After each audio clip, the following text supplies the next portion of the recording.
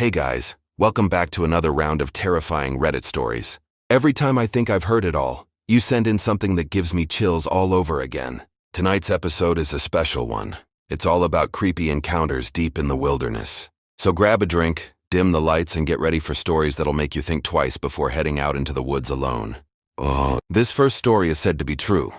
It happened around 2004 or 2005, when the storyteller was about 13 years old. It took place near a small town called Uvalde, Texas, a quiet little place that's not really on the way to anywhere. The boy's father knew a man who owned a 1,000-acre hunting lease and had been complaining about wild hogs tearing up his land. Since it's always open season on hogs in the South, the father thought it would be a good way to help his friend, network for work, and spend some father-son time.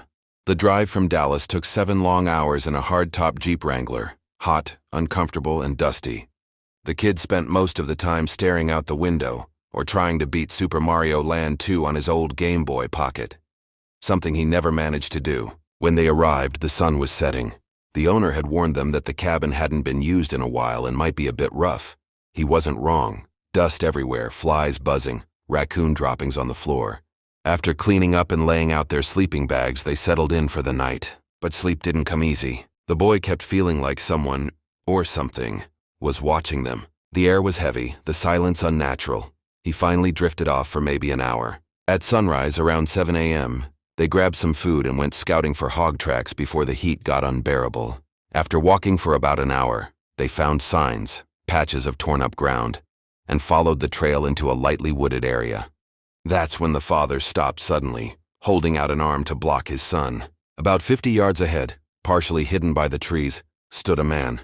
Or at least that's what it looked like. He was completely still, facing away from them. The man wore a bright red jacket.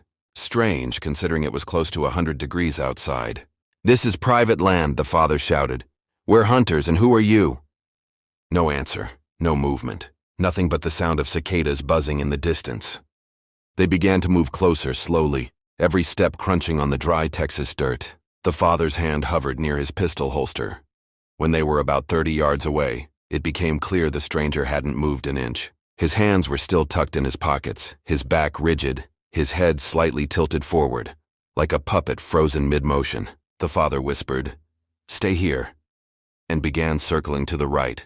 The boy crouched low, watching, heart pounding so hard it made his ears ring. His dad kept talking, trying to sound calm. "Hey buddy, you okay out here? You're on private land." No response. Then, as the father stepped around the man's side and came into full view of his face, he suddenly stopped. He just stood there, staring.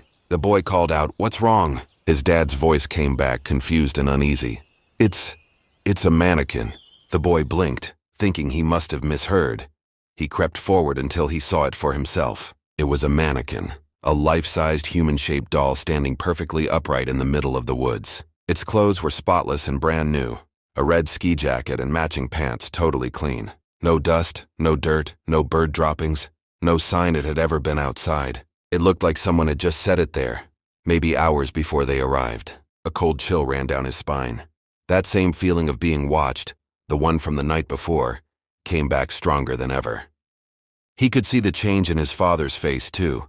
The man's calm expression hardened into quiet panic. Then his father said softly, "We're leaving now." He grabbed his son's hand, drew his pistol, and scanned the trees as they backed away. The woods felt alive, every sound, every shadow twitching at the edge of their vision. The boy tried to hold back tears as they made their way back to the cabin, walking fast but careful, every step feeling like it echoed for miles. The return felt endless, but in truth it couldn't have been more than 45 minutes. When they finally reached the cabin, they packed their things in record time and drove off the property without saying a word. During the drive home, the father called his friend, the landowner. The man was completely baffled.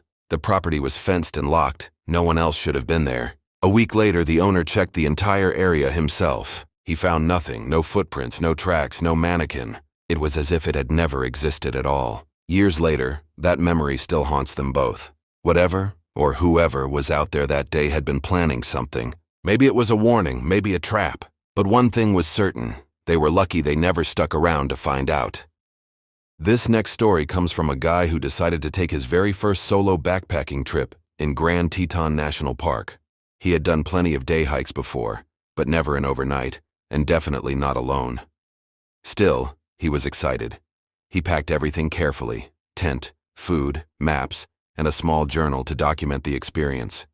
It was late summer. Warm days, cool nights, perfect hiking weather. The trail led up into the higher elevations, winding through meadows of wildflowers and thick patches of pine. For hours, he didn't see another person. Just the sound of wind in the trees and the rhythmic crunch of his boots on dirt. By late afternoon, he reached a small clearing near a stream and decided to set up camp. He pitched his tent, cooked a simple dinner on a small camp stove, and watched the sky fade from gold to deep blue. It was peaceful, almost too peaceful. As the light faded, he noticed something odd. The forest seemed to grow quieter. Even the crickets and birds had stopped. He shrugged it off, zipped up his tent, and tried to get some sleep. At around midnight, he woke up suddenly. No sound, total silence. Then, crunch. It came from outside the tent. Slow, deliberate footsteps moving across the dirt and pine needles. At first he thought maybe it was a deer or elk. But then, another sound.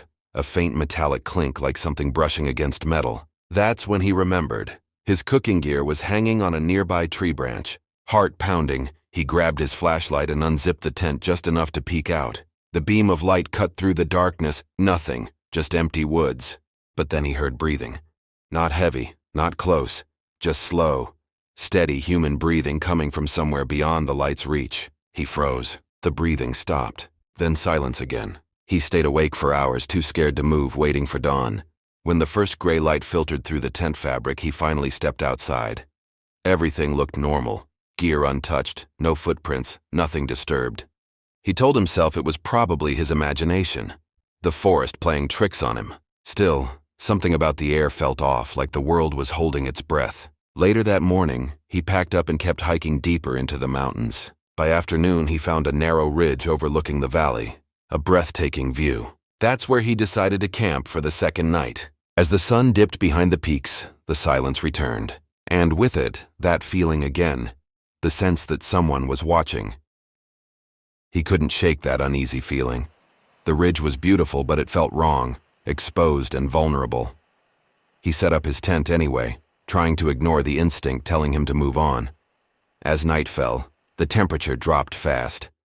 The wind picked up, sweeping through the trees below. He boiled some water for soup, ate quickly, and climbed into his sleeping bag.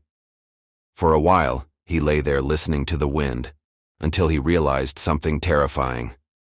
There were two sounds. The wind was one, constant and smooth. The other was a faint rustling like footsteps again. Only this time they weren't on the ground. They were circling the tent.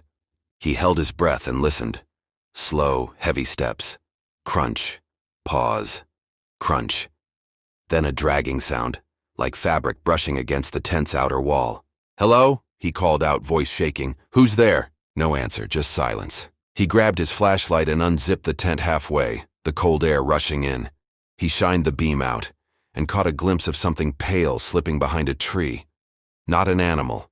Human height. His stomach dropped. He zipped the tent closed, shaking, and reached for the small hunting knife in his pack. He waited, every muscle tense. Minutes passed, then faintly, whispering.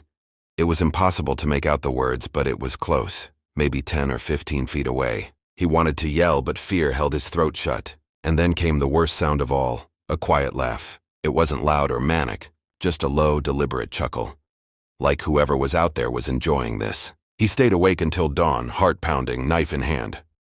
When the first light appeared, he burst out of the tent, scanning the tree line. Nothing. No footprints, no sign of anyone. But when he turned around, he noticed something on the back of his tent. A single muddy handprint smeared across the fabric. Human-sized. Fresh. That was enough. He tore down the tent, stuffed everything into his pack, and practically ran down the trail, not stopping until he reached the main road hours later. When he told a park ranger what happened, the man's face went pale. He didn't laugh or dismiss it. Instead, he just asked quietly, "Where exactly did you camp?" The backpacker pointed out the area on the map, the ridge overlooking the valley. The ranger nodded slowly, then said, "About 10 years ago, a solo hiker went missing up there. We never found him. But other campers sometimes report, strange things, especially at night." The storyteller said nothing. He just nodded, thanked the ranger, and drove away. He hasn't been camping alone since. Even now, Years later, when he thinks about that night, the laugh, the whispering, the handprint, he wonders if he was really alone out there at all. This next story comes from a hunter who, back in 2012, went on an annual deer trip with a group of friends and family in northern Michigan. They'd been going to the same remote cabin for years. No cell service, no neighbors, just thick pine forest for miles in every direction. That year, something felt different from the moment they arrived. The air was colder, heavier. Even the woods seemed quieter than usual. Still, everyone shrugged it off. They were there to hunt, drink beer, and enjoy the weekend. The cabin itself was old but sturdy, built sometime in the 1950s. One main room, a small kitchen, and 2 bedrooms with creaky wooden floors. By sunset, they'd unpacked, started a fire in the stove, and were already joking around, telling old stories. Around 10 p.m., they heard something move outside, slow crunching footsteps in the frost-covered leaves. They all froze. Probably a deer, they thought, or maybe one of the guys had stepped out to use the outhouse. But when they checked, everyone was inside. The footsteps stopped just behind the wall near the window. Then tap! Something lightly tapped the glass. Once, then again. They rushed over with flashlights, but by the time they shined them outside, there was nothing. Just darkness and fog curling between the trees. It took a while to calm down, but eventually they laughed it off and went to bed. Around 3 a.m., one of them, Mark, woke up to use the bathroom. On his way back, he noticed the back door was open a few inches. He thought maybe the wind had blown it open, so he pushed it shut, locked it, and went back to sleep. The next morning, they stepped outside and froze. Right outside the cabin were footprints, human, barefoot, leading away into the trees. The tracks were strange. Long, uneven steps, almost dragging like whoever made them was limping. And the oddest part, there were only footprints leaving, none coming in. They followed them a few yards until they disappeared into the thick brush. Everyone was uneasy, but they tried to keep things normal. Went out hunting, told themselves it was just some weird prank. By nightfall, the mood had shifted. Nobody laughed anymore. The woods felt alive, every sound too close, every shadow too long. As they sat by the fire that night, Mark suddenly asked, "Does anyone remember locking the back door?" Everyone went quiet, because when they looked, it was open again. Everyone just stared at the open door. No one wanted to move. The wind outside had stopped. The forest was completely silent, and that made it worse. Finally, Mark stood up, grabbed his rifle, and slowly walked toward the doorway. "Hello?" he called into the darkness. His voice sounded small, swallowed by the night. No answer. He took one step onto the porch. The boards creaked beneath his boots. Then, crack. A branch snapped somewhere in the tree line, maybe 20 or 30 yards away. Another step. The flashlight beam wobbled over the frozen ground. Then something darted between 2 trees, fast, low, and silent. He jumped back, slammed the door shut, and locked it again. "Something's out there," he whispered. They all grabbed their weapons, rifles, knives, even the fireplace poker. For the next hour, they sat together in the center of the cabin, listening. Every now and then came a faint shuffle outside, a scraping sound on the wall. Once, something brushed against the window and a shape moved past it, tall, hunched, human-like. Nobody slept that night. At dawn, when the sun finally rose, they stepped out carefully, hearts pounding. The ground around the cabin was covered in frost and mud, and all around it, footprints. Dozens of them, bare feet again, circling the cabin over and over as if whoever, or whatever it was, had been walking around them all night. The strangest part was near the woodpile. There, pressed into the mud, were handprints, long fingers sunken deep as if someone had crouched there watching. That was enough. They packed up and left within the hour, not even bothering to finish breakfast. When they got back to town, they told the local ranger what happened. He listened quietly, then said, "You're not the first ones to report something like that. Couple of hikers went missing in that same area last year." Mark asked what he thought it was.